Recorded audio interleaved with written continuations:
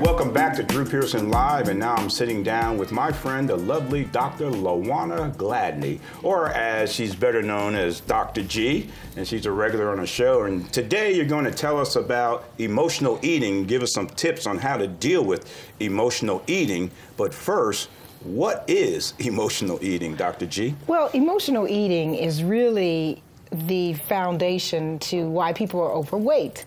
And talking about this whole thing with your body and health, we looked at the numbers, and it's about 60 million people just here in our nation that they're saying are overweight.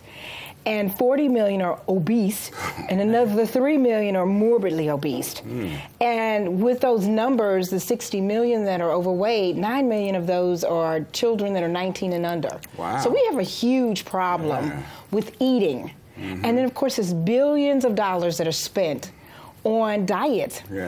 And all of these gimmicks, some of them are gimmicks, some of them are not. But people are really understanding that they need to do something about their health. And so when you look at the bottom line as to why people are overweight, it comes down, like I said, everything starts with emotions and stress. And people eat to feel better. They eat to combat stress. They eat because they're stressed. And so it all comes down to your emotions and how you're feeling. And that is why you're eating. You're eating because it makes you feel a certain way, or you're nervous and you can't eat. You know, so much of what we do has to do with eating. So that's what emotional eating is. And it sounds like it's a cycle. If you said that many kids 19 and under are obese, it must be coming down, passing down. Absolutely. And now you're trying to break that cycle, trying to get the young people aware of emotional eating and what it causes them, to try to help them break that cycle, because their parents are doing it. The parents are doing it. And we have to educate the families, because it's just, you know, you hear people say all the time, oh, you know, high blood pressure runs in my family, diabetes, all of these things, but it's all because of the habits of eating.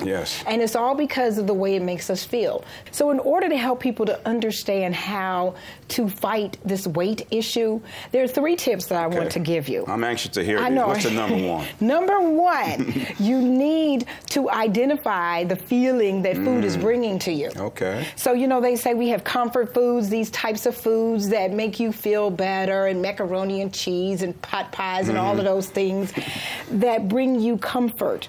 Well, you have to identify why you're eating this ice cream all the time. Or why you're eating these fried foods. It's making you feel how. So be in touch with yourself and identify your feelings.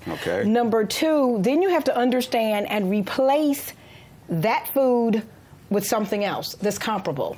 So you have to find another food that's going to bring about this feeling. So maybe if it's not, let's say ice cream, maybe it's something else, because ice cream is cold, it's creamy. So now, you know, yogurt, it's cold, it's creamy. Do you understand? You have to replace it with something comparable. And you're replacing that with something a little more healthier. A little more healthier. And then number 3 is really, really important, Drew, because people just think things just happen automatically. And because of all the weight loss industry, a lot of things, it's like, take this pill, put on this belt, do this, and your pounds melt away. And you'll see commercials that say that. No, it doesn't. Number 3 is you have to practice. Practice on eating healthy. What that means is you've created bad habits in your life. You eat what you eat, you don't even think about it. It becomes something subconscious that you do. And so now you have to practice doing the right thing. So you have to really break the bad habit to create new habits. And that usually takes about 30 days. People think, oh, you know, it's gonna be easy, but it's not. So practice eating healthy. There's 3 things that you need to do. Well, those 3 tips you just gave us, now they're going to help you break that cycle of emotional eating and get yourself out of that rut. First you have to be aware that that's what you're doing, that I'm eating because I'm nervous, I'm eating because I'm stressed, I'm eating because I need to feel a certain way. So this identify the feeling that's associated with that food. And then number 2, you have to replace it with something comparable that is more healthy. And then number 3, practice practice eating healthy. And I have to throw this in. You have to get that accountability partner. We talked about that last week. Right. Get somebody that's going to keep you on track right. and that's going to call you and say, how you doing with your eating? Right on. Well, I'm accountable because I have an accountability partner. That's why I stay in great shape. See that? Yeah, me too. Me too. You too, right?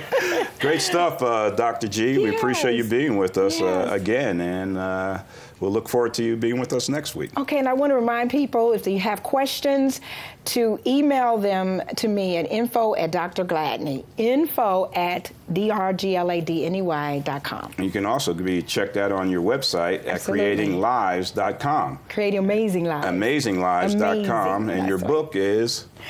If you're in the driver's seat, why are you lost? A roadmap to an amazing life. Amen. Amen. Good stuff. Thank you for being with us. Thank you. Up next, we're grilling and chilling. Matt is back. And Matador Meat and Wine is back in the house as well. And they're going to show us something different and delicious for dinner, maybe tonight.